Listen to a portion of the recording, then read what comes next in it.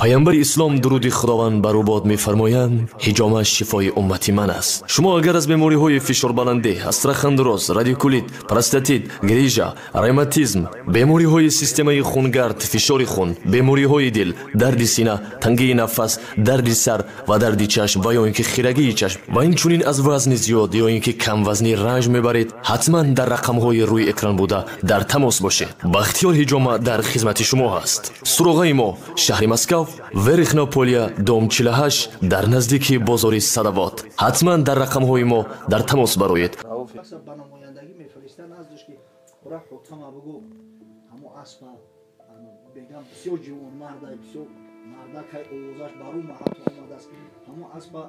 یا هدیه کنه یا که مقصد که به یک مبلغی بفروشه، هر قدر قیمتش کنه میخره. قیصه کوتاه میگه نمایندهش اومد، همون فرستاده قیصری روم، بگاه روزی رسید در خیمه. همون روز یه روزی طوفانی بوده است، باد چنگ دیگه همین غبار برداشته است. میگه هوا غبار آلود، آدم پهلوی چه نمیشناسه. وقتی حاتم دید که مهمون است، آدم ناشناسه، در رو دعوتش کرد خونه و مقصد او عزتش کرد، نزدش طعام آورد، گوشت پخت گرفت آورد. همون شب بیچاره شب تا سحر خوب نکرده است، خدمت مهمون نکرده. روز دیگر شد، عادت شمامی بود است که تا 3 روز مهمانداری نمیکرده، نمیپرسیده تو کی کجا میری. که اون مهمون گفت که حاتم گفت من سراسیمترم، یک خواهش دارم، ای قیصری رو خواهش آورده. خیلی بگو دون همون اوزه اسب خطه شریده است، همون رعنا را التماس کرد که همون اسب یا هدیه کنه یا اگر بسیار قیمتش بلند باشه نرخش بگم من بخرمش. من حاتم گفت بخواه میگه پا بروقتره نگفتی خیلی جان تماس کنم تا دینا بگم اومدی از بس که دیگه هم طوفان بود، چنگ غبار بود، چراگاه رفتن نمیشید. من همیک ای خوفی اون که تو شب گشنه نمونی مهمونی از پکشتم را امورای نبالای ترافیکتم گرفتم و بردم مرده کردینه. از پیره که شاید میلیون ها دلار قیمت داشت، مهمان گشنه نمونه گفته.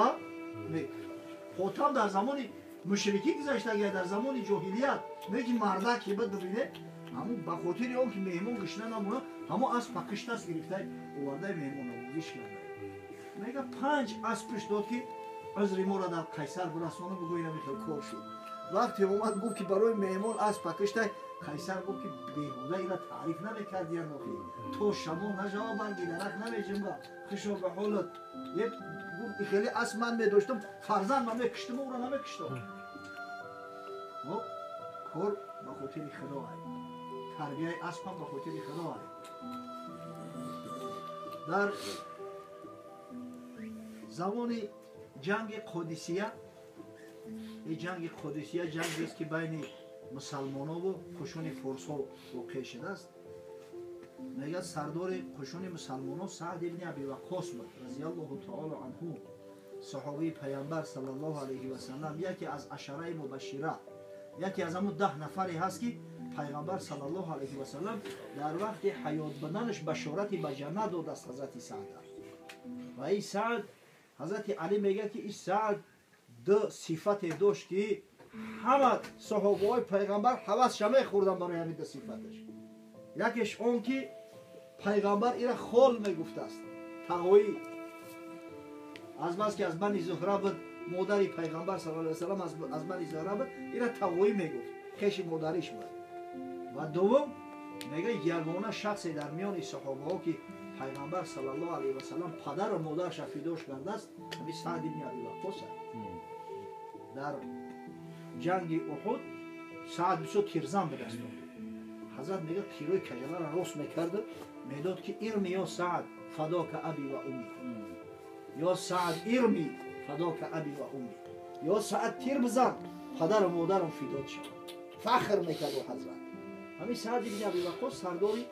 قشون مسلمان ها هست. یک اسب داره با نام صحبا، ولی کتابو از رساله ها است الخیل درباره اسبای مشهوره که در عرب گذشتگی پیش از اسلام، در زمان اسلام همین قصه را میارن. مقصد که اسب دوست میداریم، اسب بیچاره را میبریم در خیلی بز میاندازیم، زجرش میکنیم، درباره تاریخ اسب بلا را نمیدونیم. حضرت صلی الله علیه و سلم اسب داشت، اسب دوست می داشت. ولی همین چوندوزا را جمع کرد که همین کدام نامی اقلا یا اسب پیغمبر صلی الله علیه و سلم میدونه، اکثرش بلا را نمیدونه. اسب گنرال مارشال یا نامایی که از برای خدا با اسلام اصلا موافقت نمیکنه. میگه نام اسب حضرت سعد صحابه بوده است. بسیار اسب مشهور، اسب نامدار در نیم جزیره عرب نظیر نداشت. میگه همه اسبای عرب که اسکاکون امروز هم بسیار مشهور هم میدونه، نه قیمتترین اسبای است میکنه. حضرت میگه در جنگ قادسیه، در همون جنگ حل کننده که بین فرس و بین مسلمانان شده بود، بیماری نقریس شده بود، پداگرا دیگه حرکت کردن نمیتونست، اسب سواری اصل نیست.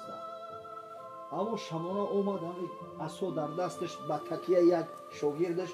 قشون گشته است که مقصد مردم روح بلند کنه تا اینکه مردم فرد در جنگ که قشون دشمن از اینا زیاد بود نگریزن، استودگری کنه. اومد که یک شخص با نام ابو محجن یا وقتا همین شراب نوش بوده است، 8 بار حد شرب زده گردش، 8 بار، هم در زمان پیغمبر صلی الله علیه و سلم، هم در زمان ابوبکر صدیق، هم در زمان حضرت عمر. آخر بار 8 وقت زدنش توبه کرد. حضرت عمر گفت که یا امیرالمؤمنین مرا همین یگان جای دورتر بفرست، همین ثبوت نکام دور باشم که با همین وسوسه میکنن، مثلا با دستم در شراب میروم. یه حضرت هم گرفت عراق فرستادش، در همین جنگ قادسیه اشتراک میکنند. یک نظم بسیار مشهور داره در همین مسئله عراق، هرچی همین الکگولیکای ما نمیدونن. اگر این نظم این با روایات خیام به یه نول میزنن. اذا مت فتفنی علی اصل کرما، اگر مردم در بخی تا گورم کنه میگه زنده مایلش، مردم در بخی تا گور کنه که ای آوی تا استخوانم استفاده برن. همه را زمزمه کردم، شمشیرش تیز دارم. یا حضرت یکی گوش کرد، نوشوری چرا تو حولی نمامی که پورا بس نکرده. حضرت قهرش کرد، گفت بله در تخونه محکمش کنید. در همون خصل قادسیه بودن، یک خونه در محکمش کردن، بیچاره را قلف و کلیدش زدیان در شد. روز دیگه جنگ سر شده است، به جنگی سخت بود، صدای نعره و شمشیر با هم خوردن، الله اکبر. این دیگه بیچاره به طاقت شده و محجم درش تشهد کرده است، هی مسلمان ها یکان آدم زنده هست. زن سعد، زن با نام سلما آواز ششرید اومد، تو کی؟ گفت من ابو محجم. چی میخواهی؟ گفت التماس خواهر جان مرا اینجا رها کن. نخو برادرای من در جنگ جان و جان و فرین تسلیم کنند، در همین خیل روز نخو من یک جوانمردی سالم با غیرت در جای سویگی خواب کنم. ای خدا نمیترسه شما را به خدا قسم گفت فردا ایدامن تو میگیرم در پیش پروردگار. و این زن وقتی که نام خدا را گرفت ترسید، میگه دروازه را باز کرد. گفت سعد من از سیاست میکنم. گفت اگر شهید شدم دیگه هیچی نمیگم، لیکن اگر زنده موندم اینت عهد میکنم که همه جمعیان بود همین تخونه میدرم در محکم کرد، درنگ نمیوم. حضرت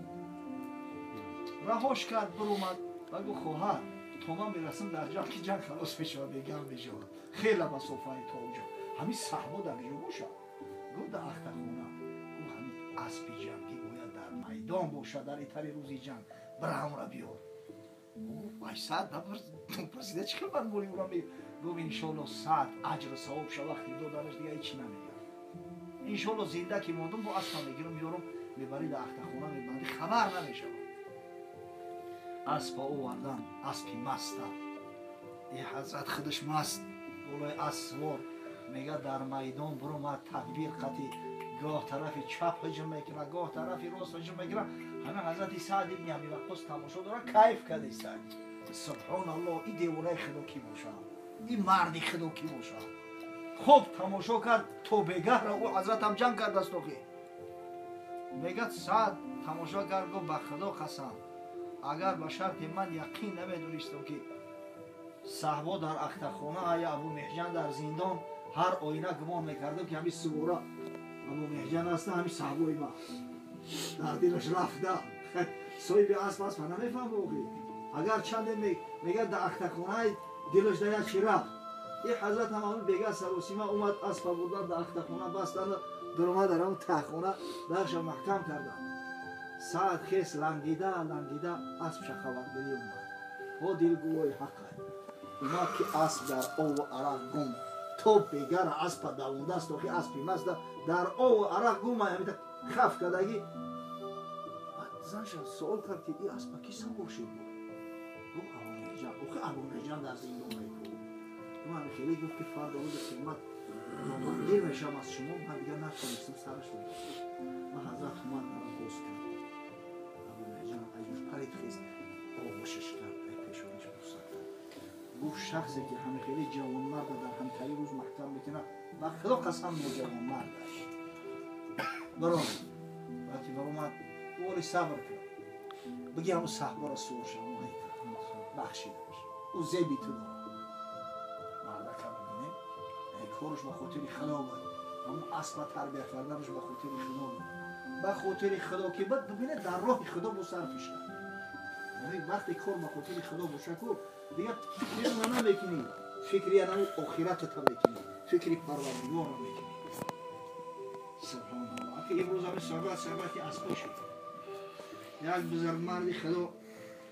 از صحابه پیغمبر صلی الله علیه و سلم زندگی کرده است به نام قیس. این قصه ها همه قصه های تاریخی برادرایی و افسانه نیستند. قیس ابن سعد ابن عباده فرزند سعد ابن عباده شهسوار عرب پهلوان عرب یکی از امیرهای حضرت علی را والی مصر تعیین کرده بود وقتی اثر قدرت وزیری بگه مینیستری ابرون امام حسن یک شخصیت بسیار ثروتمند بود جوانمرد بود با غیرت بود اسب سوار بود یک اسب داشت به نام شهبا به یاد اسب مقصد مشهور و معروف حضرت معاویه به هزار دینار خریدارش شده بود یه هزارش 1 میلیون میشود اگر در روی پیش عدد میلیون نبود 999,999 میشید بعد یو به هزار میگفتن با میلیون دینار خریدارش بدم اسب نفروخت اما اسب به حد دوست میداشت که هرگز همون اسب جدا نمیشید با همین قدر با هم دیگر رفیق دوسته که میگه هم یک اشتک میکشید اسب در کجای باشد پیدا بشید نزدش میومد یعنی خیلی مقصد همون خوردی ای تویچگیش کلورش کرد از خودش در موسم حج همون اسب اومد از حج در موسم حج حاجی ها وقتی که طواف زیارت خلاص کردن همه مناسک انجام دادن الکی رفتن اکثر شده است بعضی ها مدینه منوره به زیارت روضه شریفه می روند بعضی های دیگر الکی زیارت کردگی بعد حج اومدن خونه هاشو می رفتن همین وقت بین حاجی ها بحث می شود که امروز در میان صحابگان پیامبر صلی الله علیه و سلم از همه جوانمردترین سخاوتمندترینش کی باشد بعضی ها گفتن عبدالله ابن جعفر جیانی حضرت علی پسر جعفر طیار خدا جوانمرد رسول و خدا قسم قصه‌ای را بخونی و کارایی را بخونی گو آدم در تعجب میمونه که خدای تعالی آدم اینقدر دلی وسیع میداده است اینقدر جوانمرد میشید است بار همراه حسن و حسین رضی الله تعالی عنهما حج میرفتند با کاروان اگه اسبای مست داشتن خیلی شاهسوار آقی ای کاروان اندک دورتر غلطیدن گشنه و تشنه موندن یک خیمه ها دیدن اومدن پیش همون خیمه یک کمپیره کشتگی گفتن مادر سلامش دادن و گفتن یکان چیزی خوردنی نداری گفتن یک بچم هست این همون اونجا یک بزک بستگی بیدست خیر که گفت ششیمو بگیری همون بزک هم کشی مقصد اویلای بسیار کمبغل قشاق بیدست شوهرش بهشورا سرگین جمع میکردن سرگین میبرده است در مدینه علاوی میفروخت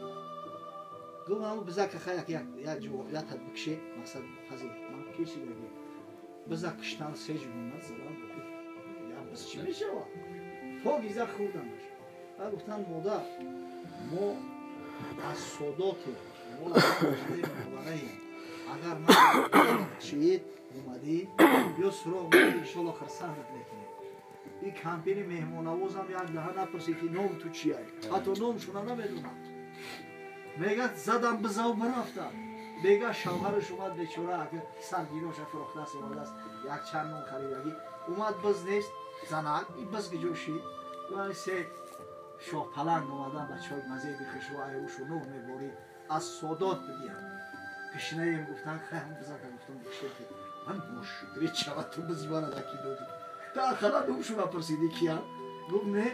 های کسوفت مردن دیگه اکه ترا میره قطیم سرگین جمع بگیره دار و ندار مو یا بزرگ ای سرت موندی انا می ترا میره سرگین جمع میکنی یا جویا ببره بفروشه بیچاره کمپیرا که دیگه میبرد از قطیشم تری این حضرت ها رفتن حج کردن گشتن اومدن ایبای چند ماه گذشته است یه روز کمپیرک در پشتش سرگین همون کوچه قطعی میگذشته است که امام حسن دیدش مادر گفت سلام علیکم مرا شلوخته گفت نه بچم او گفت ما مهمونای رو خونده ایتی بزا کشتیم خورده کو ها بچه جان سازه اول پرسیش کرد بعد انا گفت چهار میکنی گفت اینم تری سرگین فروشی میکنی اما بزا که خورده دیگه در بالای جنگوی شلوار بوده ما را من تری سرگین فروش کرده است 1000 دینار و 1000 گوسپندش داد بعد یک گلوم شد گفت که پیش حسین بر خالی نرو او ای ثواب نمونه نزد امام حسین آوردنش امام حسین هم دیگه همین خوب پذیراییش کرد خیره مقدمش کرد مادر جان مقصد چیکار کردستی همین خیر حسن چی داد حسن گفت 1000 دینار و 1000 گوسپند داد است این هم 1000 دینار و 1000 گوسپندش داد بعد گفت که همه عبدالله بن جعفر هم ای ثواب قبول نمونه رویش کردن از عبدالله بن جعفر کمپیرک خیست اومد بعد پرسید عبدالله بن جعفر که امامزاده ها چی دادن؟ گفت اول پیش من نمیوید اول پیش من میموده که یک بزکی باز نمیدوختم حضرت را برآورد میگه 5000 دینار و 5000 گوسپندش داد یک رمه و مالی حالی بسیار گرفت تو باید شوهرش گفت دیدی نوجوان مرد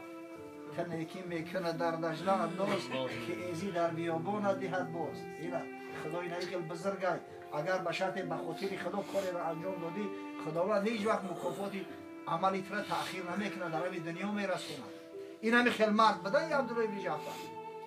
بعضی حجی‌ها گفتن که همین جوانمردترین شخص امروز در میان صحابه عبدالله بن جعفر بعد آخه این تعصب در همه جا هست نه مردم مدینه منوره انصاری ها گفتن نه گفتن قیس از عبدالله دم جوان مرتره قیس میسر وقتی جنجال بالا گرفت یا آدمی به عقل گفت چی جنجال میکنی؟ هردش در همین جا هردش در حجر در مکه مکرمه چی میشه های امتحان شو کنه معلوم میشه کی جوان مرده هو ایز هو قیسه کوتاه میگه یک مسافر فرستادن نزدی حضرت عبدالله بن جعفر یک چند از قیس میسر او یکی نزدی حضرت عبدالله بن جعفر اومده بود اومد که حضرت قصد سفر مدینه داره شتر علاقه تیار کرده اگر شتر خوبه باید سوار شوه و حرکت کنه کمی آدم اومد که یا عبدالله مقصد که شنیدم همه جایی من مسافرم مبلغم تمام شده است یا پولی ندارم نزد فرزندان برسم کمک کنم نگو بچه همه شتر نسوار شد شتر استرخون است شتر فسان اگر لکسوس های امروزه دایی نمی لکسوس های 570 سوار شد بچه هم گفت های کرد در درون خرجیرش گفت 500 دینار 500 پنده کیلو این خرجی را خرجی سفر سوار شد شتر آمد گفت این هدیه حضرت عبدالله بن جعفر حتی نام نپرسید این یک خلطه تیلوی دیگر من بود است که گفتن این حضرت اگر نیست میدونیستیم که تو جوان مرد منتظر قیس نکرد یک شخص نزدیک او حضرت رفته است در خواب قیلوله قیس خوب شب تا سحر در عبادت بوده است نزد خانه خدا خواب قیلوله کرده است این اومد وقتی گفت زد غلامش گفت که حضرت خوبه دیرتر بیاد گفت خوب خیزم گفت من سروسیمان غلام رفته است من نمیتونم اینجا که منتظر نیستم گفت من دیلم نمیشه و حضرت میدونم بسیار افغار شده چی میخواهی؟ غلام پرسیدش چی میخواهی؟ نممکنه مثلا آدم محتاجم دست نگرم در این کنج خونه یک خلطه ده 1000 دینار است 1000 تنگه تیز گرفت دوتش غلام نه بگی برم انشاءالله من هم دیلم گوهیم بده که همین صاحب رو چی نمیگه ایسایی بگی برم гириф халтара гуфт е мардаки хуб ман ами худам дарди сари худам дадам пои пиёда охир бо ин тилои вазмина дар гарданам бор кардӣ як чизам наметӣ савор шавам харай аспай шутурай ки мақсад бор ма бигирам баром аҷаб мардакое будам да намега ки охир ношигирӣ чава 1000 диноро додам бара дар 10 диноро ҳами шутури пеши бозора мехарӣ дар даҳани дар аспи қайс бастагӣ ношигирӣ ғуломам ҷоз намешунохтаст чи бало муносибати қайса бо ӯ асп намедонистад бубинами аспи сувор шуда ӯ ма ҷотра хала асп мекунад аспи қайса сувор шуди аспи маста ӯ аспи машҳур буд охир ҳамин рӯзорам дидаи баъзе аспҳои ҳастаги пойгада мебурад ҳама мардум медонанд ки ӯ чи аспай пешакӣ аллакай прогноз медам ки асп мебарад ҳамон хел асп будааст аспа сувор шуд аспи маста омад ҳамин аспа дигар гуфтан халос гап нест айда ҷугуматтариш кана будааст баъд гуфт ки оли сабр кунӣ не тиблорам додаем 1000 тав не ки худаш додаги нест ёра як галом уштод ӯ ҳазрат худаш хубай аваша гуфтан ку бестем ин бедор шава ку реаксияш чӣ мешава и бача ин мардам бозо асп ай бачашона болон медонам талхаш мекардам ҳазрат пешин хест ғулом назди шумо ки ҳамин шумо хол будем як мақсад як одами маҳтоҷ омад ман дилам нашид шуморо бедор кунам ҳазрат ҳама халтара додмаш бура бисёр кори хуб кардем кори хуб баъд гуфт холи халос нестай ҳазрат гуфт як чизи суворим ба те ухмана як ҷомиёмуш бура суворим мо дар мадина набошем ки мақсад ҳамон аспа гуфтам ги сувор шава аями ҷош парид хест ҳамин ранге ки ток мезанад ту ҳамин та парид хест гуфт э ғулом озодат кардам ту гуфт ба худо қасам ай ман ҷомиёмат пар будай ман дилам намешед худо бу аспа мерафтам як чорбор ҷудо мекард мехаридам ӯ аспа ту ай ман да мардактар будай озодат кардам ҳамин корошу ба хотири худо ҳар амале мекардам ҳамон раҳмат шунам ба хотири худо ғазаб шунам ба хотири худо буд